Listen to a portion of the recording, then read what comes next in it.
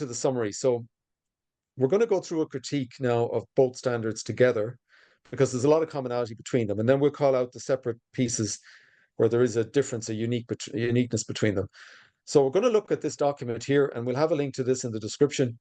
And this was done by a group in the UK called the Safe Schools Alliance, which actually reviewed both documents. And they produced this very detailed document themselves, which is a review of the two standards. And it goes through an awful lot of detail. We're only going to go through a top-level summary of the points that they've raised. But if you do want to get more detail, you can download this document, take a look at it yourself. It's, they put a lot of work into it. So we're going to use some of that. And then we're going to supplement what's in this document with some additional points that I think are very relevant that possibly don't come out strongly enough or aren't raised at all in that document. So we'll bring out our own ones. So this is the Safe Schools Alliance, as I said. They have a concern. Their general issue here is the whole sex positive view and this impact on safeguarding. You're bringing up teens and, at a too young an age. And, they see, it's one of the things you'll see in their feedback is the whole issue of safeguarding. And obviously, this goes back to the Alfred Kinsey view, the Freudian view of sexuality. And then there's an alignment with queer theory, as we kind of know, and there's an alignment with the whole postmodern view as well. So I think and this whole abandonment of the role of parents and family, they do feel that this comes through in the document. So, we'll kind of see that on the different points. So let's get into it. So we have 4 pages of this. There's some bullet points on each page. We'll talk about them. They basically say that the two documents are complementary in terms of the sex positivity and queer theory, and I'm not going to disagree with that. I think that's fair to say that. Abandoning safeguarding is definitely a bit of an issue here at those younger age groups, and I think we've seen that. And you're exposing kids to things that are inappropriate. Some of those statements from the WHO document, that even the one that you brought up, Jana, you're talking about, bringing in the aspect of consent and whether you have to go with it or not, and then not telling your parents, perhaps having secrets. And there's all sorts of awful stuff in that WHO document. It's really not appropriate at all. And there's still bits of it in this document. So that's a real problem. That's a real problem. The whole thing that children are sexual from birth, this underlying view that this is the thing, and hence you need to expose them to everything, and it's fine. It's all going back to the Kinsey. We covered it off in the first video, and where he got his data from, which was not a good place. Very disturbing. Was that the So data on the last one, Eugene, that had they had children from birth, and they actually brought children into many, many, many orgasms where the kids were screaming in pain, and they were tracking by age how many orgasms they could give a child. I mean, if that's not pedophilia, I don't know what is. I mean, that's child abuse. So that point there is that children are sexual from birth. These people actually believe that maybe those children were sexual from birth, those poor 2-year-olds that they were abusing for 24 hours. Yeah, I mean, it was shocking. Absolutely shocking. So that's on part 2 that we did a couple of weeks ago on the YouTube channel. So that's very disturbing. So this whole thing of, consider the sexual pleasure aspect and children's sexual rights. So we covered this in the first video. And you've got these two groups, the International Planned Parenthood and the World Association of Sexology, bringing out these declarations of sexual rights. I mean, those are just NGO groups. They're not the United Nations. They're not anybody else. So to declare that something is rights-based based on what one of those people are saying is just crazy.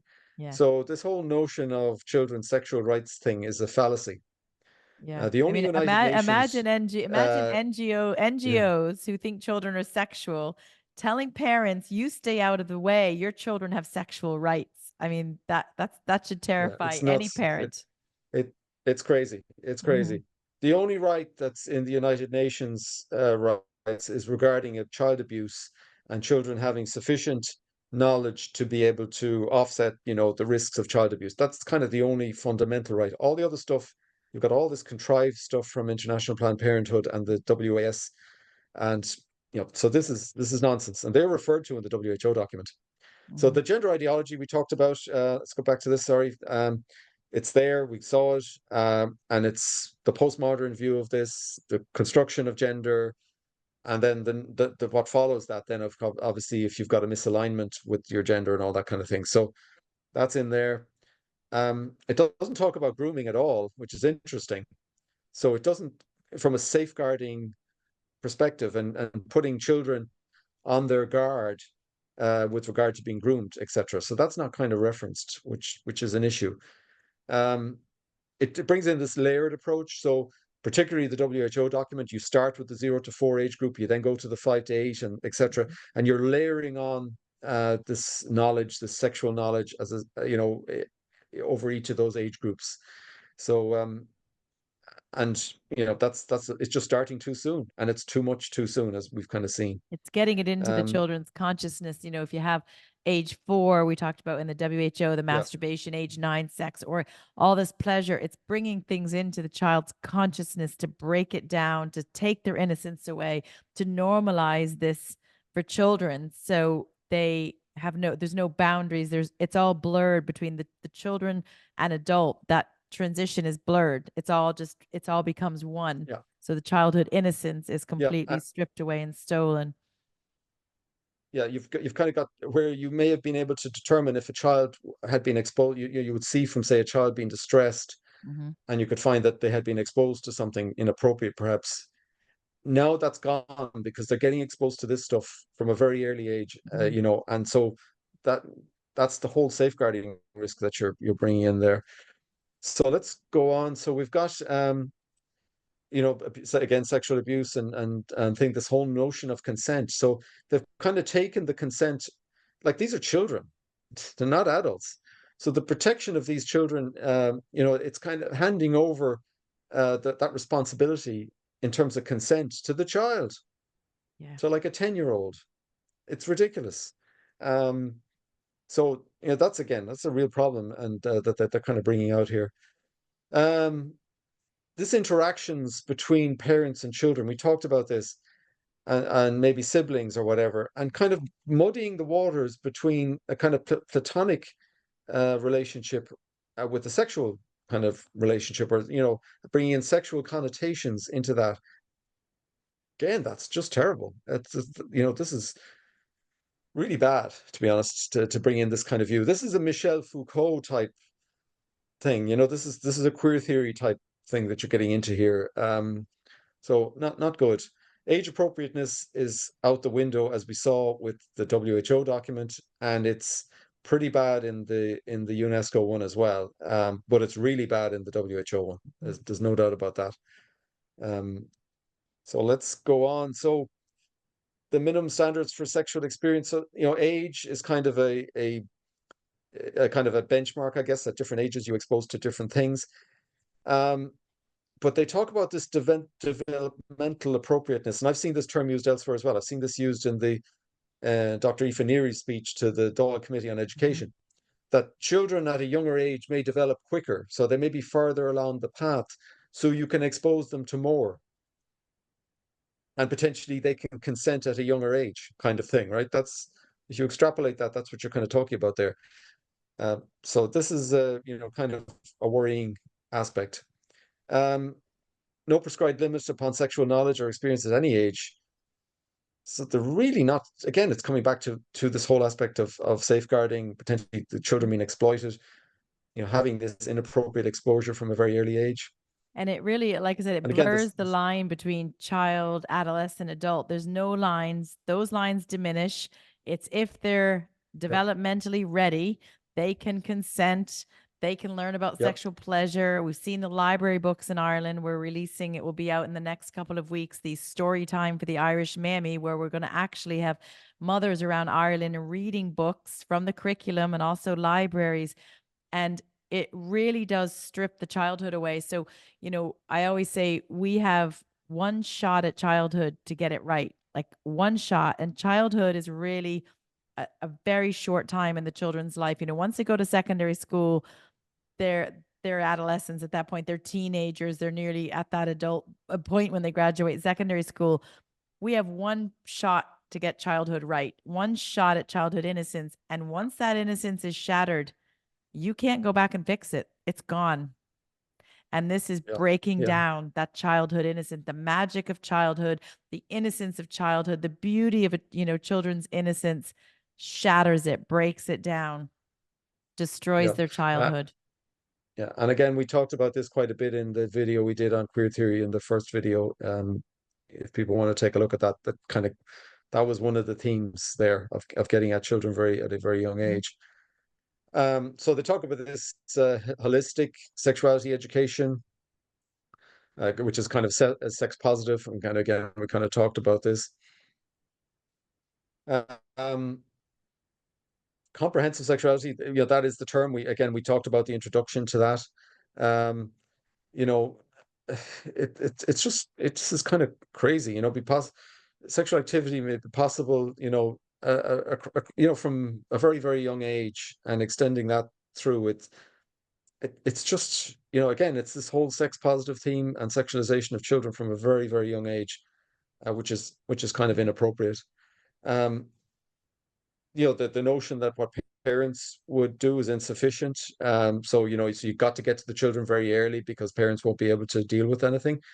Um, and then this whole notion of getting rid of any opt-outs. This came up in the WHO document as well. It was one of the recommendations to remove any opt-outs, which is kind of outrageous considering they had the 0 to 4 age category and what was in that. So again, this is bad. This is showing the influence of the originators of this type of material, and that people like International Planned Parenthood, for example, having such an impact. Undermining family life, very, very much so, and moral development. It's just me taking that away from that, trying to separate the children from their parents at as young an age really as possible, in terms of making them sexually independent and knowledgeable.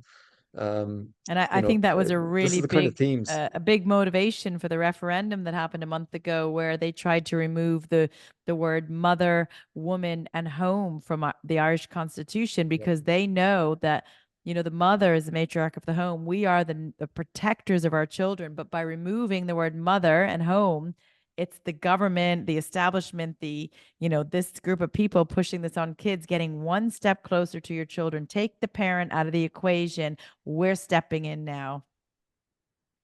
Yeah. No, it is that. And It isn't is in it line with great that. that 75% of Ireland said no, we're not having this. Yeah. So I think people are going to really, once we get the campaign launched and get this out into the public, with our campaign launching in April, people are going to really rise up and say no to this, the same way they did with the referendum.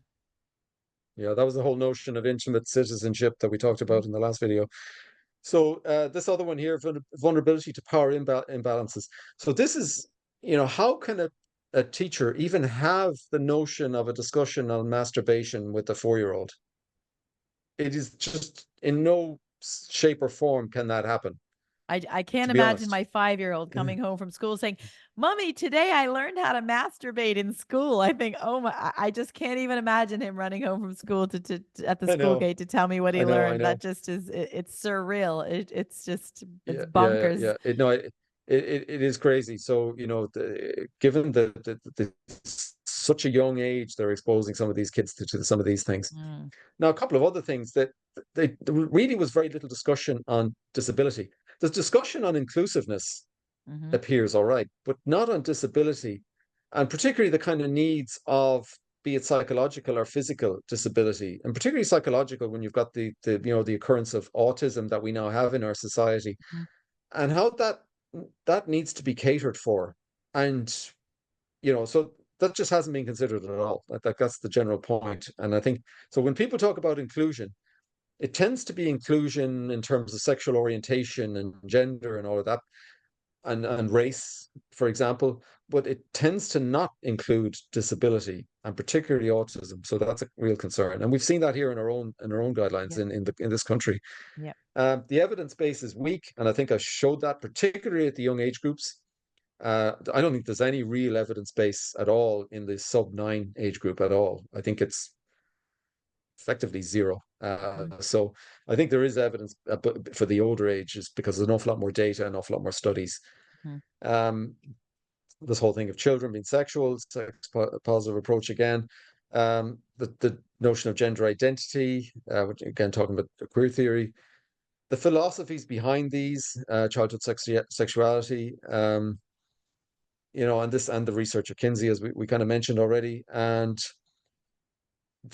a general point that the Safe Schools Alliance were making, and this, I've seen this point made before, is the regulation with regard to the creation of training for sexuality education. It's a little bit experimental right now, and we've seen that with what's come out of DCU, that they're kind of learning as they go. So some of the stuff is pretty awful because, you know, the learning is going to have to be reined in. You know, that we know that we've had visibility to that.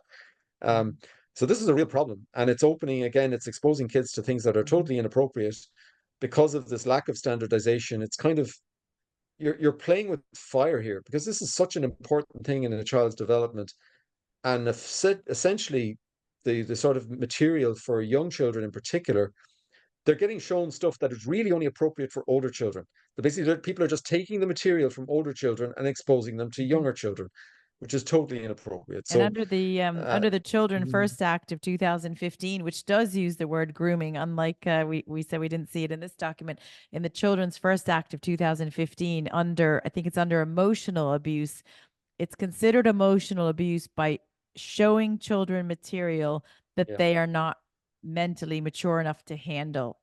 So that is emotional abuse, and sexual abuse is showing them sexually explicit material that's often a, you know, what happens when there's a perpetrator during the grooming process. So if we look at our own Children First Act in 2015 that was passed by referendum here in Ireland, some of the things going into schools and libraries clearly break the Children First Act of 2015. So it's abuse to children to put this material into their minds. And, you know, if you think about it, if a child's on a playground and they fall and they skin their knee, that's going to heal and they're going to forget about it in a year. But when this material and content gets pushed into their brains and their innocence is shattered, it's never going to leave their minds. This is going to be in their minds forever. It's going to scar them. It's not like a skinned knee. So it's really damaging. Yep.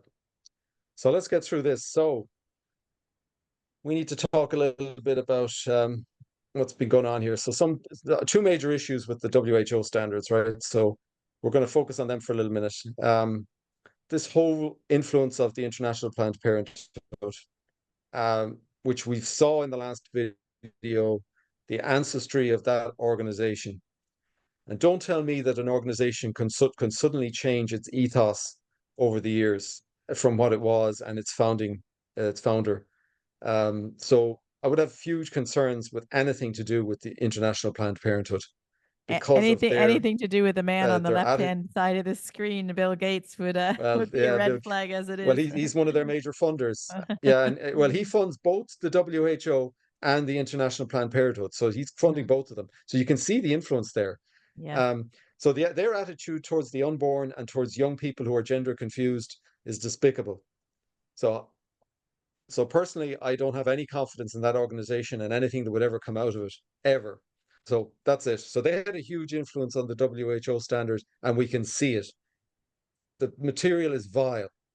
The material we've seen in that is the worst I've ever seen in any document published by anybody from a sexuality education perspective. It is absolutely vile. There's no doubt about it. So that particular WHO standard is reprehensible, in my opinion. Now, let's look at the UNESCO one. So both of them have this issue on the whole. If we look at the two major concerns here, this whole area of inclusive education. So the first issue, which would be a concern to most parents, is the whole issue of gender identity and the way that it's taught. And it's taught purely from the ideological viewpoint. That's it.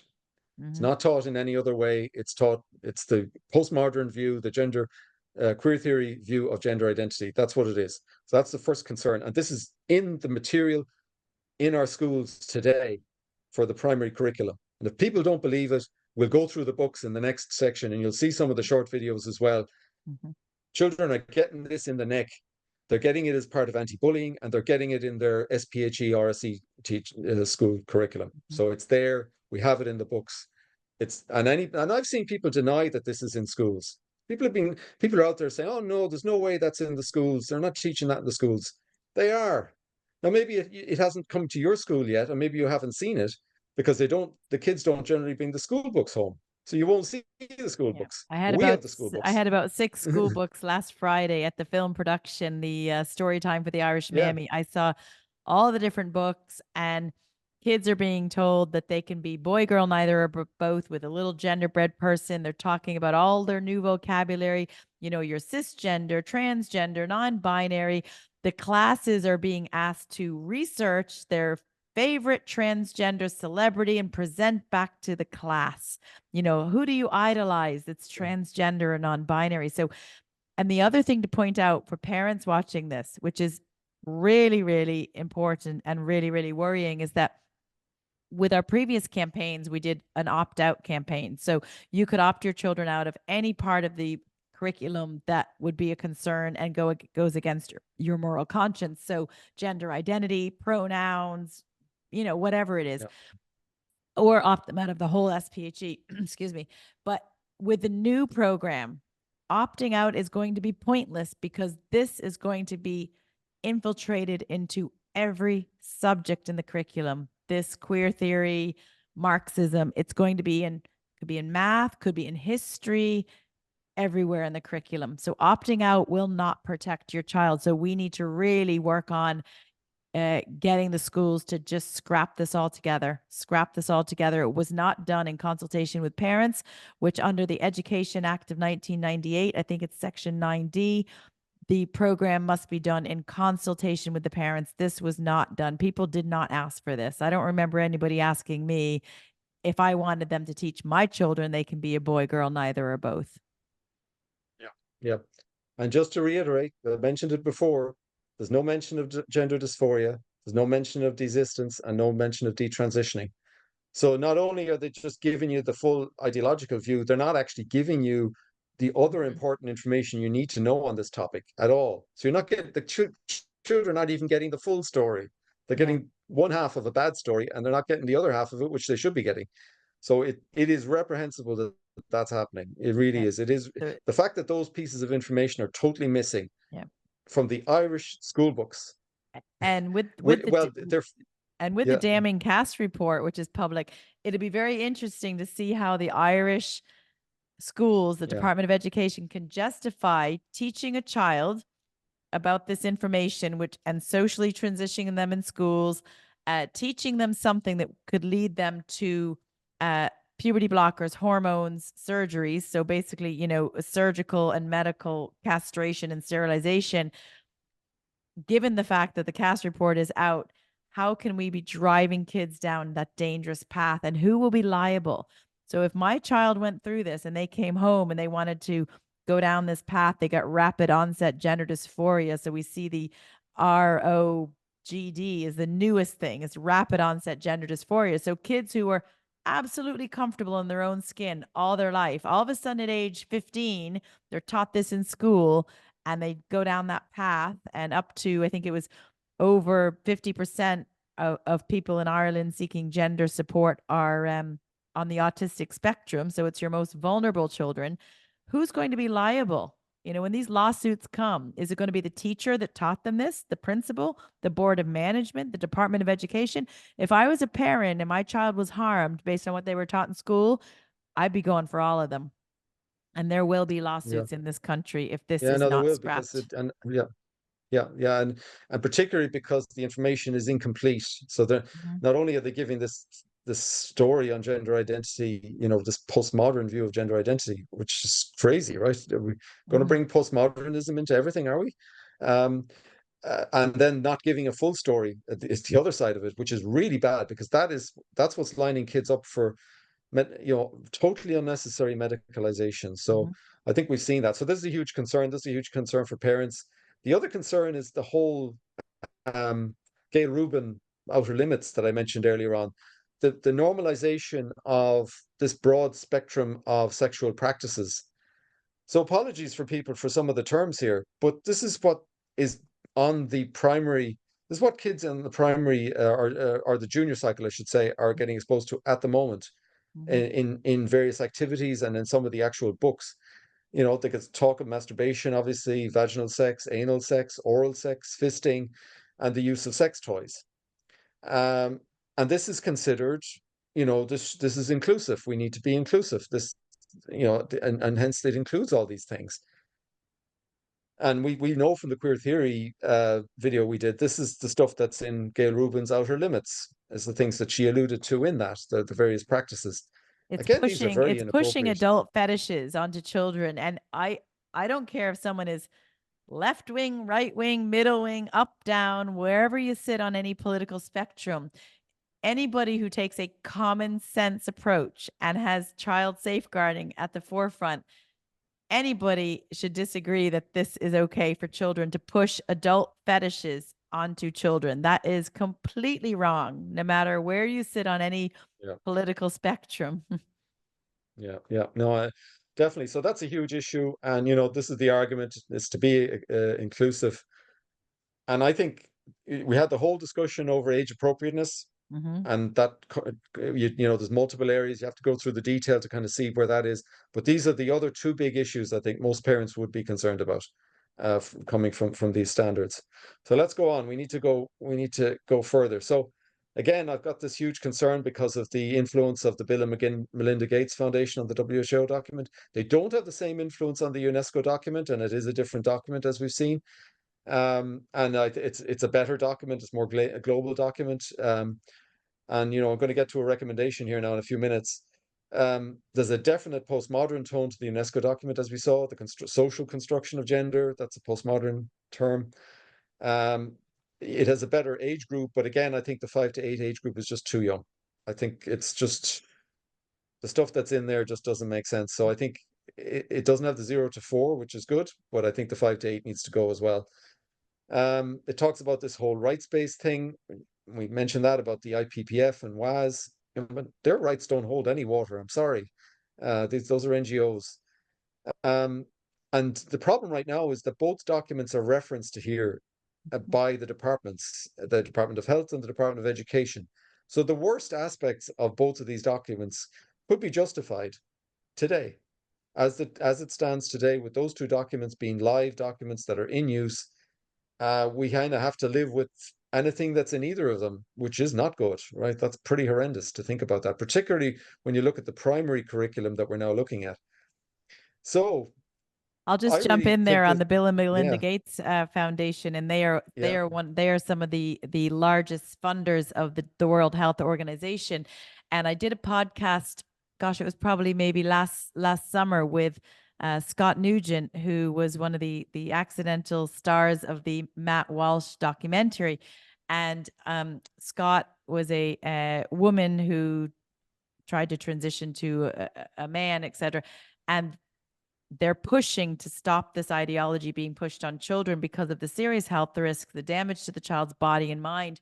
But Scott had said that the average money that is spent on a child, so if a child gets confused, pushes down the path and goes through an attempted transition, because biological sex is innate, you cannot change sex, so they attempt to change their sex, it's between $1 and $1.5 million per child. So every child who is confused with their gender and gets the drugs and the surgeries, they are a pharmaceutical patient for the rest of their life. $1 to $1.5 million for the pharmaceutical medical field, and their lifespan reduces significantly. I think it was by 30% or something. They will not make it to pension age. So what a great benefit for the government to push an ideology, get the pharmaceutical industry really, really rich, but then the child dies before they hit pension age, so they don't even have to pay a pension. Isn't that great? You have to sometimes follow the money trail with these things. And I think there is some financial motivation with the Bill and Melinda Gates influencing the WHO and the IPPF, who pushes gender ideology through to innocent children. Yeah, it's a whole other theme. We haven't covered it, and it is we might put one of the links in the description. on that aspect of it for sure, which is unfortunate that there's a kind of a won't say a conflict of interest, but there's an interest in seeing children being medicalized, which isn't good. So let's go through this. This whole sex for pleasure ethos is a common problem in both documents. You can see it. It's coming from the likes of WAS and SICAS. That's what these organizations, that's what they're into. They're into a sex positive view, getting early teenagers engaging in sexual encounters from an early age. And it's all fine so long as they use protection and there's consent. That's kind of the viewpoint. It's sex for pleasure, and you're good to go. I think there's a huge issue here. From a morality perspective, it's tempting to normalize everything, and obviously not even having a view to relationships, as the point you made, that they're not talking about contextualizing sex with relationship. So it's and I think there's a kind of a common theme, here that's going through, modifying, having an impact on children's viewpoints. And this is kind of social engineering aspect of, you have to celebrate the diverse, the non-normative aspect, which the queer theory sexual practices would be kind of coming from. And you've kind of got to disregard your own beliefs and morality and kind of leave them at the door, which was kind of been alluded to in the UNESCO document, kind of challenging your own, what you grew up with. And we can see this in SPHE as well, so as inclusiveness is happening in one direction, but not in the other direction. It's not trying to include people who do have certain beliefs, etc. They're not being included, unfortunately. So the whole thing, the WHO standards, it really looks like somebody, as I said, shoehorned in the older material into the younger age groups, just exposing the younger people to stuff that's totally inappropriate. And why was that done? Who did that? Like, we don't know. We can only speculate. But the fact is, the document is reprehensible. It's got some of the most, the way it's written right now, if you were to convert that into an actual curriculum in a school for young kids, like even for the primary curriculum, for example, right now, it would be horrible material. The material would be absolutely outrageous to expose to a younger It'd be child, very either in traumatic for a kindergarten. child. Like we looked at that document on part 2, so anybody can go back and watch Yeah, part 2 of our queering of the Irish education, and we walk through this document in detail.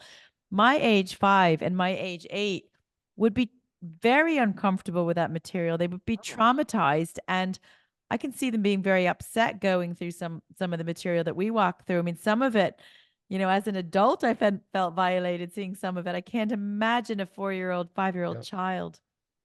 yeah. It's horrendous. So as long as that document exists, it can be referenced and people can justify it. So I think it has to go. I think the WHO standards for sexuality education in Europe needs to be cancelled. I just think this document is ridiculous.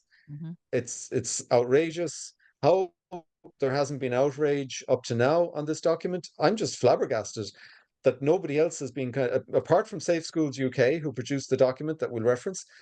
They called it out, and there's a few, we'll include 1 or 2 videos if we can that call it out as well.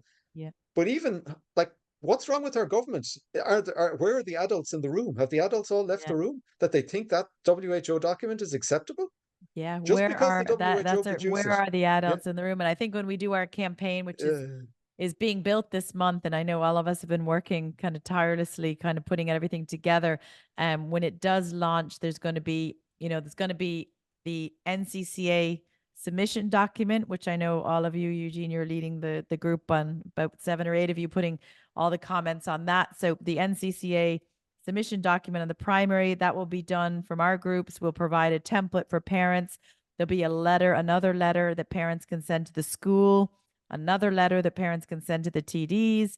And then we're going to be sending a very detailed packet of information to all the TDs, ministers, and senators in Ireland to say, this is what's being taught to children. Here's where it's coming from. Here are the concerns. And by not addressing it, you are being complicit to child abuse, to sexualization and indoctrination of children. So they can't say they didn't know about it, because we are going to be sending every single public representative, TD, minister, senator in Ireland a packet with this information and some stuff on the school curriculum and in the library books that we are concerned with. And I don't care if they are a far left people before profit, who's called us, horrific names for flagging this. I don't care if they're a social democrat, Fine Gael, Fianna Fáil, anybody who thinks sex is okay for age 9, anyone who thinks teaching a child about fisting and using adult dating sex apps like Grindr, anyone who thinks that is okay would want to take a hard look at themselves in the mirror. So we will be sending them detailed information. They cannot hide from it. They must be accountable to getting this completely scrapped from our school curriculum, and we will not stop until it is out. Yep. Yeah, no, absolutely. And as I said, I think this particular document needs to go. So let's talk about a few other points. So this overemphasis on pleasure, no real consideration for the emotional consequences, and that's particularly for girls. I think they're the ones that are going to feel the pain most of all. And I think it doesn't consider children, who maybe from an emotional development perspective, like on the autistic spectrum, could be quite challenged. And again, there's no consideration for them. And as I say here, there is no condom that's been developed that's going to protect a young person's emotional well-being or their moral conscience. So you may think you've got protection, from an STD or something, but you're not going to protect the child from the emotional aspects of engaging in kind of random sex, basically for pleasure, which is kind of what's being promoted here. And another thing, So Eugene, is this if is a they huge, start if they yeah. start having just random sex for pleasure at a very young age and have all these adult fetishes pushed on them, they're going to suffer emotional trauma. Oh yeah. They probably will be more hesitant to actually settle down and potentially get married and have a family. And I mean, we're not going to have. I mean, we look at the birth rates are going way down in Ireland. Ireland is not having the babies. Well, if we traumatize all of our youth and they don't want to get married and have babies, there's going to be no procreation either. Yeah, and ultimately the kids they're not going to be happy, right? I mean, No. I think what any parent wants for their children is to be safe, healthy, and happy. Mm-hmm. And this is not going to align with that, unfortunately. No. So this double standard of material that's acceptable for the classroom, but which you can't show on primetime TV, you can't put into a newspaper, and you couldn't actually show it to a child outside of the classroom, or you'd be arrested for doing that. Mm-hmm. Mm-hmm. So we have this double standard in terms of this material that's available, the books, some of those library books, and some of the other material that certainly we've seen that aren't generally out there yet, that we've certainly seen some material that's pretty egregious Mm-hmm. and is totally unacceptable to expose to, minors and young minors at that, like 12, 11, year old children. So there is this double standard going on. So let's continue. So I think there is a reference in the UNESCO document to working with parents in both of the documents, but we haven't really seen that from the Department of Education here, who've taken very little input from parents on board, and very little engagement at a parental level, and also there's They very haven't little even transparency. publicized the consultation. I know in the junior cycle it was done completely Yeah, behind closed doors. We happened to pick it up and get it out in the public. Senior cycle they didn't publish, but after a lot of pushback, they did quietly yeah, extend the senior cycle deadline and send it to the principals to get to the parents. But the primary school consultation is open until June 7th.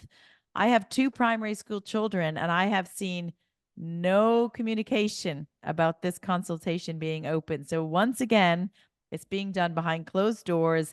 And the people that have worked on the primary school curriculum, it's a careful selection of a random sample, probably a lot of political activists, a lot of NGOs, people from Belong To and TENI getting in there to develop the curriculum for my children without involving any parents. yeah. And that so this issue of transparency, Mm. both in terms of the curriculum development, as you said, Jana, but also then obviously once it is developed, Mm-hmm. once the textbooks are there, the teaching material, it's very difficult for a parent to get access to any of that. The school books aren't coming home anymore. They're going to be in the school all the time. You can't order them, so the parent can't just order them to have a copy that they could see and view themselves. And that's one thing, but then even visibility to what's actually presented in the class. Mm-hmm. The curriculum outlines that the NCCA produce are very high level. They don't go into the nitty-gritty detail of what will actually be presented. They talk about Mm-hmm. themes and learning outcomes, etc. and they don't get into the detail. So ultimately, parents will want to see the detail because the detail could be, could be very explicit, for example. And it's good. You definitely will want to see it. So that's a huge issue. We're aware that the teacher training organization, EJA, are, advising teachers to engage in secrecy pacts between the teacher and the children. Mm-hmm. And I think this is, bordering on the outrageous, to be honest. And I think a lot of parents should be getting very worried and agitated when they hear something like that. We have it in writing, so from EJA officially. So we're not just talking through our hat here. This is very real, and it's happening, and it's only getting worse because the whole view of this integrated curriculum, the whole school approach to, these various themes, particularly things like SPHE, where SPHE would be in everything. Like you'd have aspects of SPHE going into your English class, going into your maths class, for example. Opt-outs basically become a non-entity, they become impossible. They're challenging enough as it is, and then they go. And now you've got a situation where the parent has no visibility to what's been taught, and they can't opt out. And now they can't even ask their child. So if they ask their child, what you cover in school today, and the child kind of won't tell them. Mm-hmm. So we It have might give them free, we some have sort of free, answer. we have free books. So parents don't have to buy the books. That's great. Free books. The books don't come home. The kids are given a secrecy pact not to tell their parents what's being taught. And phones aren't allowed in school, which years ago I would have said fantastic. Children shouldn't have phones anyway. Yeah, I but know. what's the motivation? It's so kids can't take pictures of the books or record what the teachers are saying. So parents will be completely left in the dark with what children are being taught. Yeah, yeah. And I mean, it's not for today, it's for another discussion to go through that in more detail. But I just think that's totally unacceptable. And again, I don't care what parent you are, because I know a lot of liberal parents were very concerned that their children were being exposed to aspects of religion in school, for example, if they're going to a Catholic school. And they were up in arms about that. They didn't want their child exposed to anything like that. And it's the exact same thing here. Mm-hmm. And any parent who does not have visibility, regardless of whether they're liberal or anything, are conservative, the fact that you don't have visibility to what your child has been exposed to in school has to be a concern for you. It really has Yeah. to be. So that's what I would say. Now, the other issue, and this, it's kind of there was a bit of social engineering going on in the WHO standards. It's also going on in the SPHE standards. There's kind of a broader social justice agenda, and there's a broader and part of that is an environmental agenda that's very big in the new primary curriculum. So that's just to let people be aware. There's a big thrust on this, the whole area of social justice in the primary curriculum, and so parents need to get into that and get to understand it. Go to the NCCA website. We'll put a link in the description. It'll be on the new website, the new Natural Women's Council website. There'll be more details on it. So it's not just sexuality information and gender stuff that people should be concerned about. It's a broader, woke, if you want to call it that, sort of indoctrination that's going on. Social justice is a big part of that. And, as I said, it's covering everything from climate to race to immigration, to, inclusivity and diversity, all these things. This is going to be coming to a school near you if it's not already there, but it's going to be coming to primary schools in 2025, I saw unless the something. what is it, the CSPE, is that what it's called? The political studies. They Yeah, already yeah, have BLM in there, social. Black Lives Matter. They have critical race theory is coming. Norma Foley talked about it. And critical race theory is basically teaching your children that they should feel privileged for being white, male, or Irish. So here in Ireland, Irish children are being taught that they're privileged after 800 years of oppression. Imagine that. And the climate alarmism is coming into school. Last week, I talked to a parent, and they said a child who was on the autistic spectrum, went home from school, burst into tears, crying, saying, I can't have children because the world's going to blow up. We were taught about the climate crisis, and the kids are terrified that the world's going to blow up, and there's this huge global warming issue, and that the world's not going to be here. And to put that in a young child's mind is just, again, it's more fear and it's more trauma. and it's destroying that stability and innocence that a child should have. The children just want to go to school to learn. Yeah, yeah. No, I think, and particularly again in the primary school environment, bringing in, aspects of social justice and politics is just totally inappropriate. So, I think we'll get into that in maybe another video. We might do a separate one on that because I think we probably need to give people some background. So let's go through the rest of this. So, we can see this in the language, this lack of transparency, the whole school thing, as I mentioned. These are all concerns. Um, these standards, this is a huge issue, actually, when you look at the development of these standards, and this is common to our own curriculum here. There's definitely, I'm using the term conscious bias because just to, people would know there's another term similar to that in critical race theory. So there's definitely a conscious bias in terms of the people producing the WHO and UNESCO standards. These people are coming from a particular background with a particular sex positive ethos. So there's a bias from day one, and there's nobody to counter that. And we've had the same thing in the SPHE curriculum for the junior cycle. Mm-hmm. It was all one side of the equation, yep. and nobody on the other side to counter anything. So that's a huge issue. And nobody to talk about child welfare, talk about safeguarding, etc. There's nobody else bringing that to the table.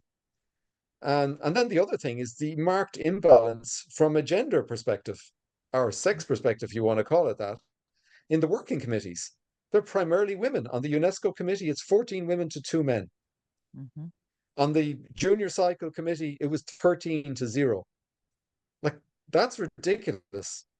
Like, even a 2-to-1 ratio would probably be a concern. Like, why isn't this an issue for people? Why don't, like, if it was the other way around and there was 14 men and 2 women, there would be a huge issue. There'd be an outcry. Mm-hmm. The patriarchy is dominating, the sexuality education, but there's no outcry when it's the other side. So I have a real problem with this. I think this is a huge issue, and there needs to be greater representation, both from a male perspective and from an alternative viewpoint perspective on these committees. And we definitely need it in Ireland because we haven't had it from the NCCA or the Department of Education. It's all one side right now. Most of the NGOs in this country are left-leaning, as most people will know. Mm-hmm. So you're getting one viewpoint from those NGOs, mm-hmm. and there's nothing to counter it, including parents, unfortunately. So we have an issue. Yeah, and so for anyone listening in Ireland, there's 32,000 NGOs that cost the taxpayer over 6 billion a year in our public funds, and that is to basically push the government agenda, the leftist, liberal, woke agenda. 6 billion of our taxpayer funds to do so. Yeah. I mean, they're full-time paid people to do this thing day in, day out. They should all be defunded. I wonder if any of them went out like we do, Eugene, with a Go Get Funding campaign, how much funding they would actually get. Yeah, I know. So let's just go through the summary. So I think in general, parents don't have an issue with state education, that's medically sound, age appropriate, for their children. Because I think most parents are going to admit that they don't have all the knowledge on this, and they don't mind somebody else doing this, again, assuming age appropriate, etc., and without having any sort of ideological or political influences coming into bear. I mean, you want it to be neutral. You don't want any other stuff coming in, because then that's just going to create the issues we're seeing, because ideology is pushing different viewpoints, it's pushing the age appropriateness aspect, etc. I think the standards aren't that today. Both of those standards don't fit the bill. The WHO one is totally outrageous, and that just needs to go. And I think if there was to be a consensus, let's give input on the UNESCO standards. Ireland should be doing this as a country. We shouldn't be just taking this stuff. We should be saying, again, we need to stand up as adults, as a country, and say, we're not happy with those standards. We'd like to provide some input into them. Now, the problem is we've got an issue in our own country. So, that's not going to happen until we sort out the adults in the room in Ireland. But there's an issue. So both of these standards right now are a problem, and they're going to, as long as they exist, they're going to continue to be a problem in terms of the curriculum and material that the HSE produce. That whole age inappropriateness is just a disaster, and particularly bad at the lower age groups. The sex positive view, the queer theory view, which is the subversion of normalcy. So what was considered normal in the past is now not considered, is considered not inclusive. So you've got to disregard your normalcy. You've got to bring in all these extra sexual practices and everything and say they're all normal and they're fine, and we should teach them to the kids at 11. That's a problem. This whole ideological, depathologized view of gender confusion, where we don't even tell the kids that gender dysphoria exists. We don't tell kids that they might be, if their gender distress might be due to other reasons. We just tell them that it's because it's their gender identity, and their gender is socially constructed. And so that if they've got a confusion, they're actually trans and they need to medicalize. That's just terrible. And I think there will be lawsuits in the future because we're teaching that.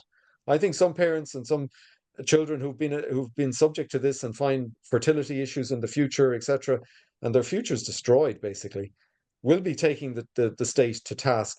And all they have to do is show one of the school books and they'll win their case. They will. Like, And because it's there in black and white. I was at a Or in conference color, actually. I was at a conference a year ago down in County Kerry. It was the GenSpect conference for 2 days. And there was a good point that someone raised and said, when a child is pushed down this path of transgenderism and they, go through all their surgeries and take the drugs and that, really what we are denying that child is we're denying them love. Because if a child gets pushed down the path and they go through the transition, generally they'll probably come to regret it, but their dating pool reduces by like 99%. Oh, yeah, I mean, they're not going to get married, and they're pretty much not going to be able to have children because their bodies are completely sterilized, castrated, etc. So what it boils down to is, by pushing this onto innocent children, the outcome is we will deny them love for the rest of their lives and the opportunity to have a loving family and to have children if they had wanted to do that. I mean,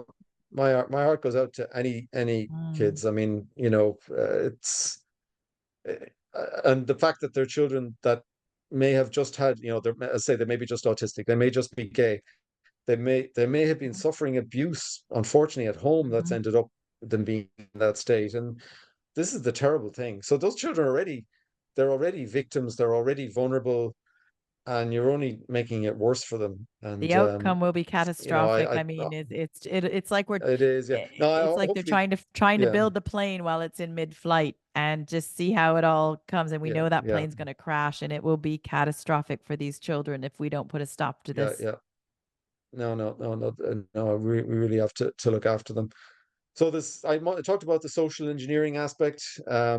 This whole area of critical social justice, which has been kind of brought to bear, and we're going to see that in the primary cycle, and this area of inclusion as a justification to expose kids to things that are just not appropriate. I call it hardcore porn. It is hardcore porn. It's not stuff that most normal people. I've had people ask me, like, what is fisting? I didn't want to try to explain it to them, but no. Most normal people don't get exposed to that unless you go onto the porn sites and start going in and going into you're going into the hardcore porn as well. You're not just the more normal stuff. You're going into another league altogether, and to normalize that in school is just ridiculous. So, and to say that that's inclusion, I think has been actually very disingenuous.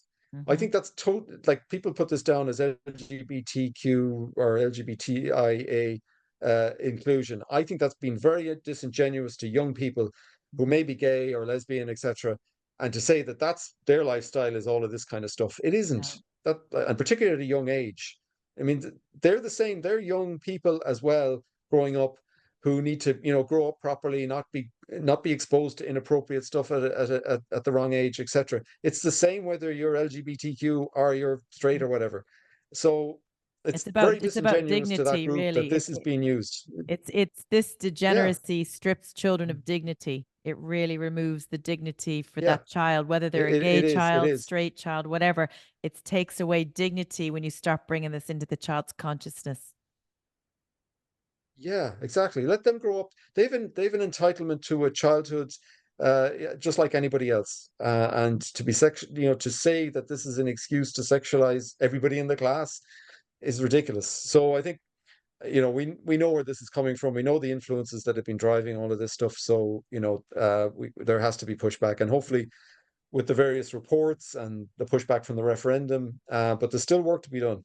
There's lots of work to be done because we're not out of it. So that's it. That's the WHO and UNESCO standards. They're not fit for purpose, unfortunately.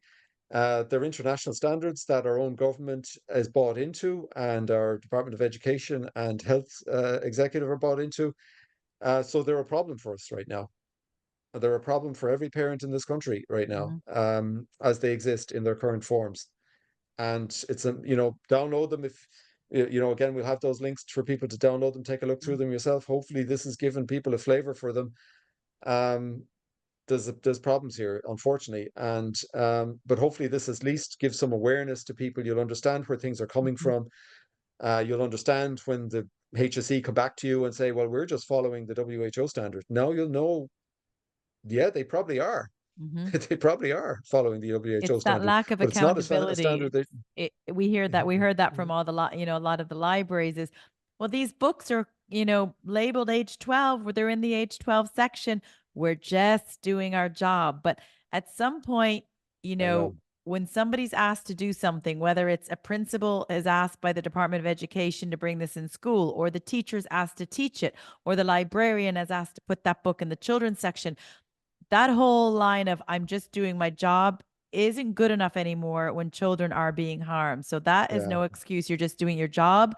You are born with a set of morals. Hopefully you're born with a brain, and it's time for people to start using, as an adult, be the adult in the room and use your critical thinking skills and ask, is this child appropriate? Is it age appropriate?